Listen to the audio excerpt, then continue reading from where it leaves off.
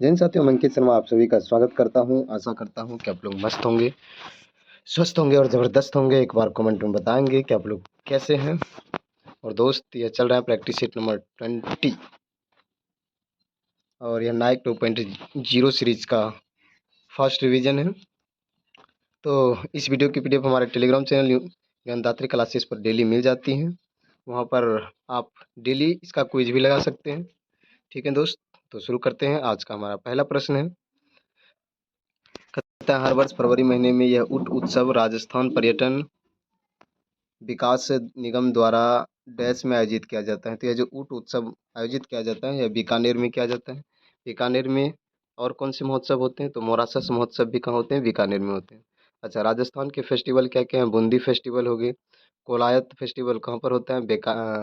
बीकानेर में होता है। मत्स्य फेस्टिवल अलवर में होता है। नागौर उत्सव, ये दूसरा सबसे बड़ा पशु मेला है। कौन सा?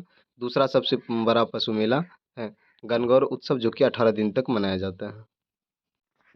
नेक्स्ट है क्वेश्चन नंबर सेकंड, चयन करना है। तो है उस्ताद अल्लाह रखा का, इसका संबंध तबला वादक से है। तोताराम शर्मा, इसका संबंध पखावत से। टी एच विनयाक्रम, संबंध घटम से।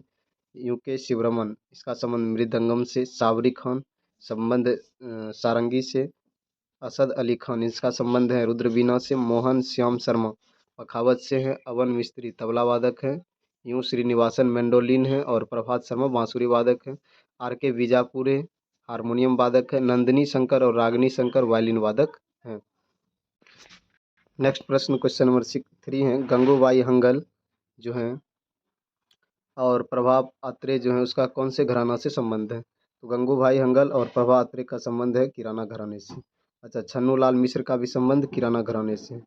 गंगूबाई हंगल को पद्म विभूषण जो मिला है 2002 ईस्वी में मिला है। अच्छा, ललिता जे राव आगरा घराने से। गिरिजा देवी सेनिया और बनारस दोनों घराने से हैं। बेगम अख्तर जो कि एक गजल गायकी है, पटियाला घराने से हैं। गुंडेचा बंधु डगारी घराने से। हरिप्रसाद चौरसिया सेनिया घराने से। केसर भाई केरकर जयपुर अतरौली घराने से संबंध है इसका। नेक्स्ट है बेगम अख्तर का संबंध है। तो बेगम अख्तर का संबंध जो है किससे है? इसका संबंध है गजल संगीत से। किससे? गजल संगीत। इसे मल्लिका ये गजल कहा जाता है, गजलों की रानी कहा जाता है बेगम अख्तर को। ठीक है। अच्छा, अन्य गजल गायक देखते हैं। जगजीत सिंह, ये हैं गजल गायक। इसकी एक एल्बम है अनफॉरगेटेबल। बहुत एसएससी पूछती हैं इसको। अनफॉरगेटेबल किसकी एल्बम है? तो गजल गायक जगजीत सिंह की है। ठीक है। यही गाना चिट्ठी न संदेश, ये वाला सॉन्ग जगजीत सिंह की है। ठीक है। पंकज उदास हो गए, गजल गायक। गुलाम अली हो गए। तलत अजीज हो गए। राहत इंदौरी हो गए और मन्ना डे हो गए। ठीक है। अच्छा, सूफी संगीत से देख लेते हैं। तो नुसरत फ़तेह अली खान हो गए। बड़ाली ब्रदर्स हो गए। नूरा सिस्टर्स हो गए। अविदा परवीन हो गए। ये है सूफी संगीत है। सूफी संगीत का क्वीन किसे कहा जाता है? तो अविदा परवीन को कहा जाता है। एक है अनूप जलोटा, ये भजन सम्राट। कौन है? भजन सम्राट है अनूप जलोटा। क्वेश्चन नंबर 5 है, निम्न में से कौन सा डिकेथलॉन में पहले दिन का कार्यक्रम नहीं है? तो discus throw, shot put, 100 metre dash और 400 मीटर डैश। तो ये तीनों प्रथम दिन होता है, पर डिस्कस थ्रो प्रथम दिन नहीं, ये दूसरे दिन होता है। तो ये कितने दिन? दूसरे दिन होते हैं। पहला दिन और क्या होते हैं? तो ये पहला दिन शॉर्ट पुट, 100 मीटर डैश और 400 मीटर डैश। और दूसरे दिन का जो त्यौहार है उसमें, मतलब दूसरे दिन का जो होता है उसमें क्या होता है कि 110 मीटर का बाधा दौड़ होता है और भाला फेंक और बॉल्ट, डिस्कस थ्रो और 1500 मीटर का दौड़ होता है।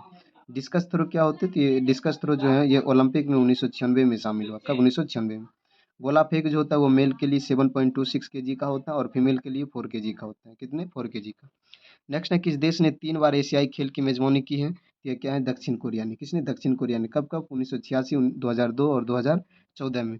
ठीक है। अच्छा, एशियाई खेल का आयोजन जो है यानी कि कौन कराता है? तो ये कराता है ओलंपिक काउंसिल ऑफ एशिया। यानी कि ओलंपिक काउंसिल ऑफ एशिया के द्वारा एशियाई खेल का आयोजन होता है। इसका यानी ओलंपिक काउंसिल ऑफ एशिया का मुख्यालय कहाँ है? कुवैत में। कहाँ पर? कुवैत में। अच्छा, सबसे पहला जो एशियाई खेल हुआ था वो कहाँ हुआ था? भारत में 1951 ईस्वी में। इसमें भारत की रैंक क्या रहा था? दूसरी रैंक रहा था। ठीक है।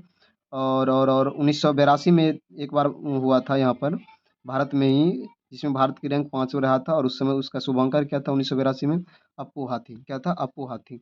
नेक्स्ट है कि दूसरा एशियन गेम्स कब हुआ था? तो पहला तो 1951 में, दूसरा कब हुआ था 1954 में मनीला में, तीसरा कब हुआ था 1958 में जापान में, 19वें कहाँ हुआ था 2023 में चीन में हुआ था, और 20वें एशियन गेम्स का आयोजन कहाँ होगा 2026 में नागोया जापान में होगा। कहाँ? नागोया जापान में। अच्छा, एशियन गेम्स में जो है गोल्ड पाने वाले पहले भारतीय कौन रहे हैं? तो सचिन नाग, जो कि एक तैराक हैं, और ये पहले ही जो एशियन गेम्स था 1951 में उसी में जीता है। और पहली महिला कौन? कमलजीत सिंधु, जो कि 1970 के एशियन गेम्स में जीती हैं। अच्छा, सबसे ज़्यादा बार एशियन गेम्स कहाँ हुआ है? बैंकॉक में। बैंकॉक कहाँ है? थाईलैंड में, ठीक है। India aid India at risk किसकी पुस्तक है? तो यह है जसवंत सिंह की पुस्तक। India at risk Jaswant Singh की पुस्तक है। A call two hours call two hours ये किसकी पुस्तक है? जसवंत सिंह की। डिफेंडिंग इंडिया ये भी जसवंत सिंह की पुस्तक है, ठीक है। नटवर सिंह की कौन सी प्रसिद्ध पुस्तक है? A life is not enough, बहुत बार एसएससी पूछ चुकी हैं, नटवर सिंह की है। द मैग्निफिसेंट ऑफ महाराजा ये भी किसके? नटवर सिंह की है। खुशवंत सिंह की पुस्तक ट्रेन टू पाकिस्तान ये बहुत इंपॉर्टेंट है, किसने जब वो भारत का विभाजन हो रहा था उसी समय लिखा गया था ट्रेन टू पाकिस्तान, खुशवंत सिंह की है। द कंपनी ऑफ वुमेन ये भी खुशवंत सिंह की पुस्तक है। अच्छा, इसमें आता है एक विजय दर्डा, ये इसकी एक पुस्तक है मंथन चूर्णिया चरण, बहुत फेमस पुस्तक है। नेक्स्ट है आर्टिकल से अधिवक्ता, जो जैसे कि केंद्र में होता है मोहनियावादी, आर्टिकल एक सॉरी आर्टिकल 76 में है। और आर्टिकल 88 में क्या है कि मोहनियावादी जो है संसद में बोल सकता है लेकिन वोट नहीं दे सकता है। और 105 में आर्टिकल 105 में है मोहनियावादी का विशेषाधिकार। सैम राज्य में होता है मोहनियावादी के बदले, किसके बदले? मोहनियावादी के बदले होता है महाधिवक्ता। यहाँ आर्टिकल 76 है तो यहाँ आर्टिकल 165 में। और आर्टिकल 177 में राज्य के जो महाधिवक्ता है वह राज्य के विधानमंडल में बोल सकता है लेकिन मतदान नहीं कर सकता है। सेम जिस तरह वो केंद्र में 88 में वही राज्य में 177 में, ठीक है। महाधिवक्ता की नियुक्ति राज्यपाल के द्वारा किया जाता है और 62 ईयर रह सकता है वह, यानी कि 62 ईयर जब उसकी एज हो जाए तब तक है। योग्यता जो हाई कोर्ट के जज का जो योग्यता होता है वही महाधिवक्ता के योग्यता होती है। नेक्स्ट है क्वेश्चन नंबर 9 है, भारत के संविधान में उल्लेखित भाषाओं के बारे में सही है? तो फ्रॉम ऑप्शन ये सही था, बोडो संविधान की 8वीं अनुसूची में स्वीकृत भाषा है, बाकी जो भी 3 ऑप्शन और थे वो गलत था, ठीक है। और कहता मूल संविधान में कितनी भाषाएं हैं? तो 15वीं भाषा है। तो 21वां संविधान संशोधन में जोड़ा गया था सिंधी को, किसे? सिंधी को। और 71वां संशोधन के द्वारा 1992 में 3 भाषाएं जोड़ी गई, नमक, नेपाली, मणिपुरी और कोंकणी को जोड़ी गई, ठीक है। और 92वें संविधान संशोधन 2023 में जो है जोड़ा गया मैथिली को, संथाली, डोगरी और बोडो को जोड़ा गया, ठीक है। नेक्स्ट क्वेश्चन है, कौन सा अनुच्छेद राज्य को प्राथमिक स्तर पर उसकी मातृभाषा में शिक्षा उपलब्ध कराने का प्रोत्साहन देता है? ये देता है आर्टिकल 350 का कौन देता है? आर्टिकल 350 का आर्टिकल 351 का था हिंदी भाषा का प्रचार प्रसार और देवनागरी का, ठीक है। भाग 17 में राजभाषा का बारे में दिया हुआ है। इसमें जो है भाग 17 में कौन से कौन आर्टिकल है? 343 से 351 तक आर्टिकल है, ठीक है। 343 इंपॉर्टेंट है, कहते हैं कि संघ की जो राजभाषा हिंदी होगी और लिपि देवनागरी होगी, ये लिखा हुआ आर्टिकल 343 में। और आर्टिकल 345 में राज्यों की राजभाषा की चर्चा है। आर्टिकल 348 में जो है सुप्रीम कोर्ट और हाई कोर्ट की भाषा की बात है, ठीक है। नेक्स्ट क्वेश्चन है, संस्कृत को शास्त्रीय भाषा का दर्जा कब दिया गया था? इसे दिया गया था 2005 ईस्वी में। अच्छा, 2004 में जो कि सबसे पुरानी शास्त्रीय भाषा कौन सी है? तमिल है। 2008 5 में तो संस्कृत हो गया 2004 के बाद, और 2008 में तेलुगु, कन्नड़, 2013 में मलयालम और 2014 में उड़िया को जोड़ा गया था। अच्छा, 2024 में 5 नई जोड़ी गई, कौन कौन सी? मराठी हो गए, पाली हो गए, प्राकृत हो गए, असमिया हो गया और बंगाली हो गए, ये 2024 में जोड़ा गया, ठीक है। नेक्स्ट है, भारत में प्रथम मुस्लिम आक्रमण कब हुआ था? तो 711 एडी में क्या था? अबैदुल्लाह ने कहाँ पर? बुंदेल पे क्या था, लेकिन ये क्या रहा था? असफल रहा। अच्छा, कासिम कासिम जो है भारत पर पहला आक्रमण यहाँ पर लिखा है भारत ने। कासिम जो है भारत पर फर्स्ट आक्रमण कब किया था? 712 एडी में किया था, ठीक है। कासिम भारत किस दर्रे से आया था? खैबर दर्रे से आया था। कासिम ही सिंध पर पहली बार जजिया कर लगाया था। अरबों द्वारा बसाया गया पहला शहर कौन सा? महफूजा है, जो कि किस नदी किनारे है? सिंधु नदी के किनारे है। नेक्स्ट क्वेश्चन है, लाहौर में गजनवी वंश का अंतिम शासक कौन था?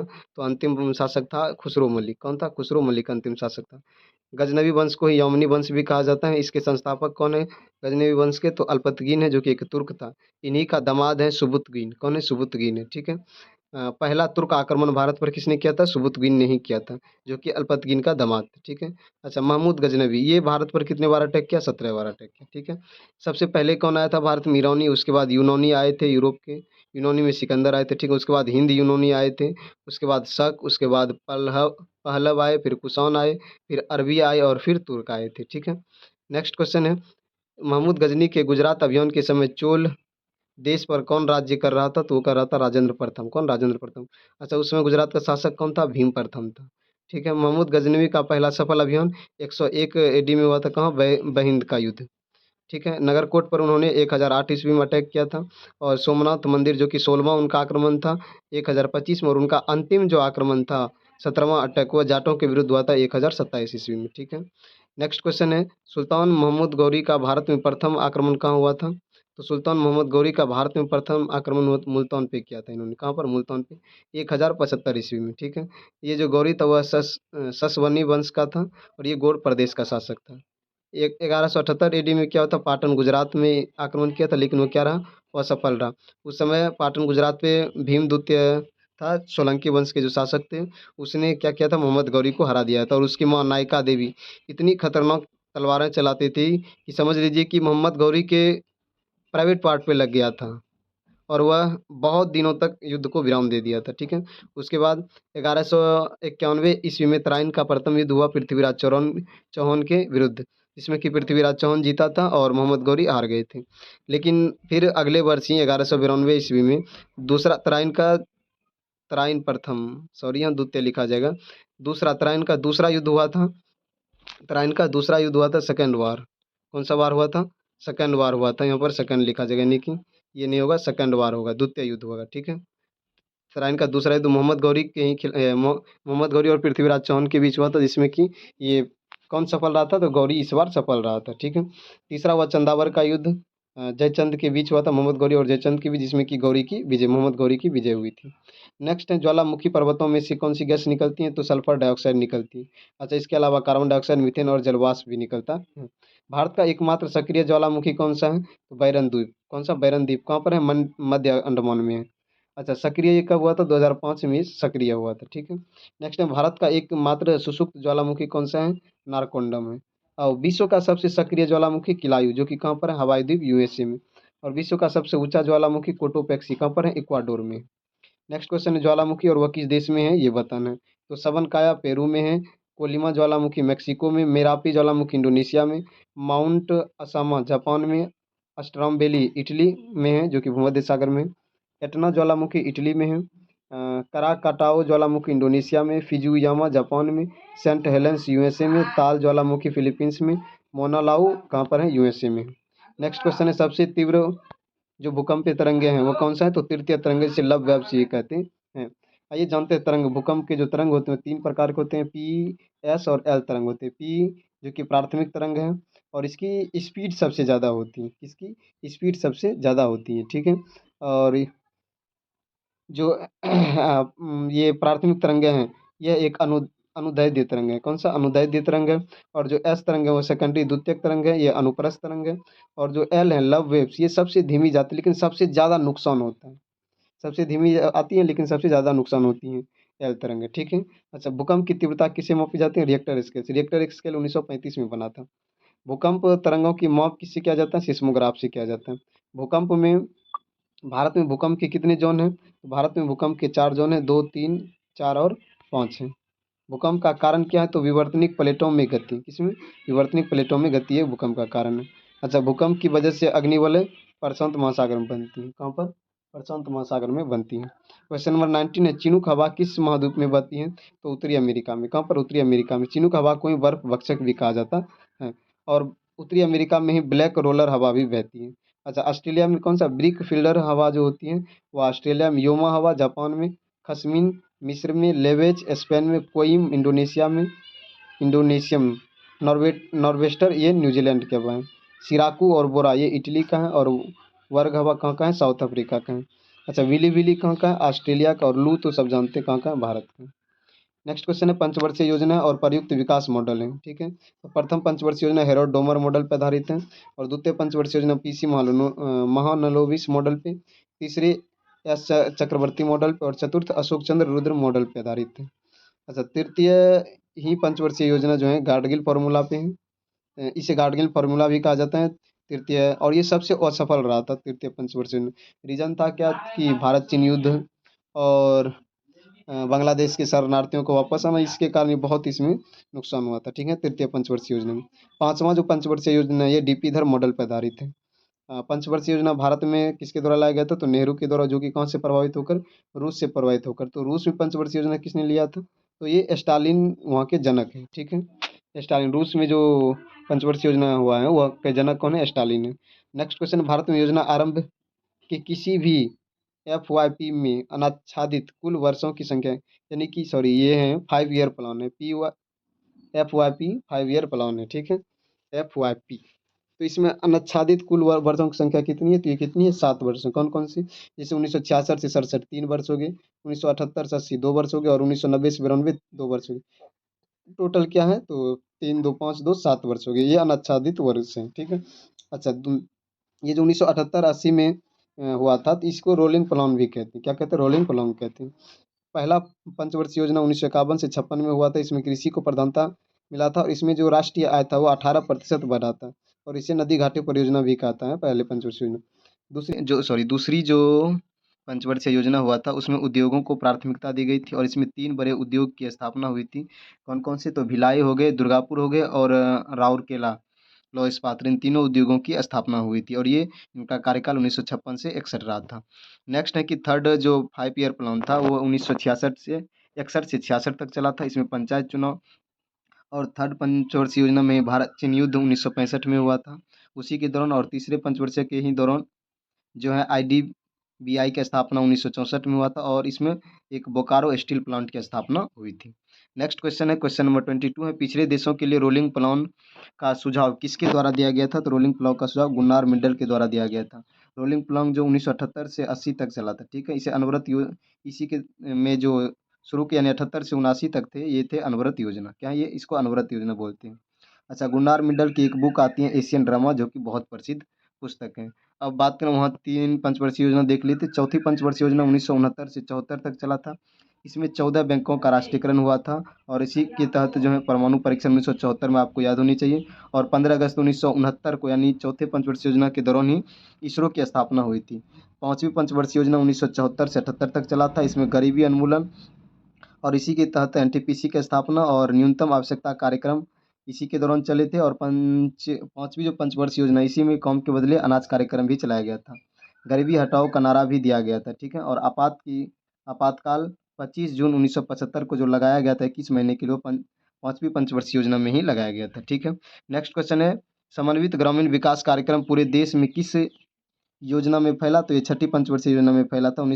छठी पंचवर्षीय योजना 1980 से 85 तक चला था। इसमें सबसे ज़्यादा व्यय ऊर्जा हुआ था, और इसी के तहत नाबार्ड की स्थापना 12 जुलाई 1982 को हुई थी। इसी में 6 बैंकों का राष्ट्रीयकरण भी किया गया था। ठीक है, अब बात आता है तिरंगे का। तो तिरंगे जो है, तरंग मिलान करने वाला था इसमें। तो सूक्ष्म तरंग ये क्या होगा? तो सूक्ष्म तरंग का प्रयोग विमान नेविगेशन में इस्तेमाल किया जाता है, यानी रडार में इस्तेमाल किया जाता है।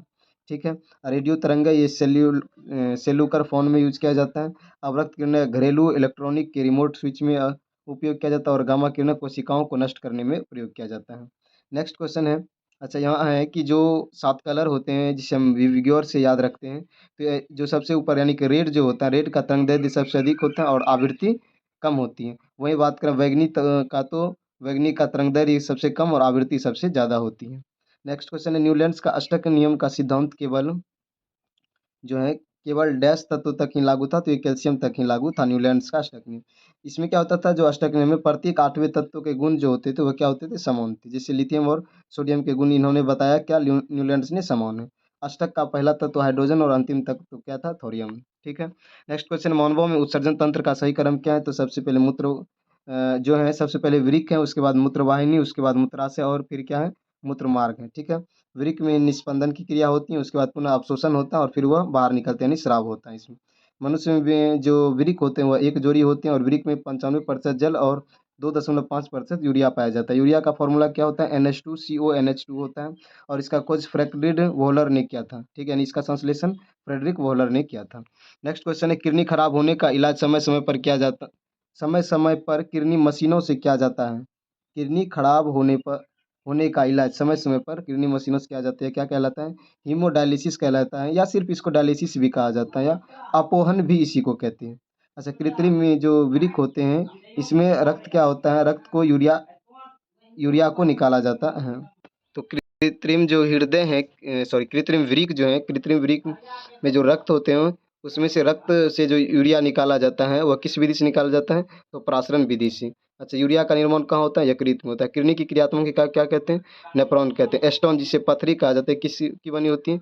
कैल्शियम ऑक्जेलेट की बनी होती है। कैल्शियम ऑक्जेलेट CO2 O4 होता है, ठीक है। नेक्स्ट क्वेश्चन है, किस राज्य ने अपना पहला सफारी ट्रेन लॉन्च किया था? तो ये यूपी ने लॉन्च किया था। किसने? यूपी ने। अच्छा, यूपी में ही दुधवा नेशनल पार्क है, और कतरनिया नेशनल घाट जो है, ये कहाँ पर पाया जाता है? ये यूपी में ही है। देश का पहला डिजिटल म्यूजियम कहाँ पर है? महाराष्ट्र में। सेमीकंडक्टर नीति अपनाने वाला पहला राज्य कौन सा है? गुजरात है। भारत का पहला लेखक गाँव कौन सा है? उत्तराखंड है। और पहला गिद्ध प्रजनन केंद्र कौन सा है? तो महाराजगंज है, ठीक है। नेक्स्ट क्वेश्चन है, म्यूजिक अकेडमी द्वारा संगीत कलानिधि पुरस्कार के लिए किसे चुना गया था? तो ये चुना गया था आर के श्री राम कुमार को चुना गया था। किसे? आर के श्री राम कुमार को। यह कौन थे? तो यह एक वायलिन वादक थे, ठीक है। अच्छा, संगीत कलानिधि पुरस्कार कर्नाटक संगीत का, इसे ऑस्कर भी कहा जाता है। क्या किसे कहते हैं? कर्नाटक संगीत का ऑस्कर, तो संगीत कलानिधि पुरस्कार को कहा जाता है। टीएम कृष्णा को हाल ही में, सॉरी कहते हैं हाल ही में, टीएम कृष्णा को रमन मैग्सेसे पुरस्कार मिला था। कब? 2016 में मिला है। लता मंगेशकर दीननाथ पुरस्कार 2025 में किसे मिला है? तो कुमार मंगलम बिरला को मिला। और CK Naidu lifetime achievement award Sachin Tendulkar को दिया गया। और नृत्य कलानिधि पुरस्कार 2025 उर्मिला सत्यनारायण को दिया गया है। और उर्मिला सत्यनारायण का संबंध किससे है? भरतनाट्यम से है। नेक्स्ट क्वेश्चन है, विश्व जल दिवस 2025 की थीम क्या थी? तो 2025 की जो थीम थी, विश्व जल दिवस 22 मार्च को मनाया जाता है, और इसका थीम था ग्लेशियर संरक्षण, ठीक है। अच्छा, 5 जून को पर्यावरण दिवस मनाया जाता है 2025 में, इसका थीम क्या है? तो putting an end to plastic pollution, इसका थीम रहा। नेक्स्ट है कि 22 अप्रैल को अर्थ डे मनाया जाता है, इसका थीम रहा आवर प्लेनेट आवर पावर, ठीक, सॉरी ये आवर पावर आवर प्लेनेट होगा, ये उल्टा लिखा चला गया, ठीक है। 21 जून 2025 को योगा डे मनाया जाता है, और इसका थीम रहा yoga yoga for one earth one health, ये इसका थीम है, ठीक है। और प्रश्न है, SW दिया गया था, पहली बार पर्यावरण दिवस कब मनाया गया? तो पहली बार जो पर्यावरण दिवस मनाया गया, इसकी घोषणा 1972 में हुई थी, और मनाया गया पहली बार 1973 ईस्वी में। ठीक है दोस्त, तो मिलते हैं नेक्स्ट वीडियो में, तब तक के लिए जय हिंद। और हाँ, ज्ञान जो गायत्री, ये ज्ञानदात्री क्लासेस का जो क्विज यहाँ पर चलती हैं डेली, तो आप ज्वाइन करना ना भूलें। मिलते हैं नेक्स्ट वीडियो में। जय हिंद।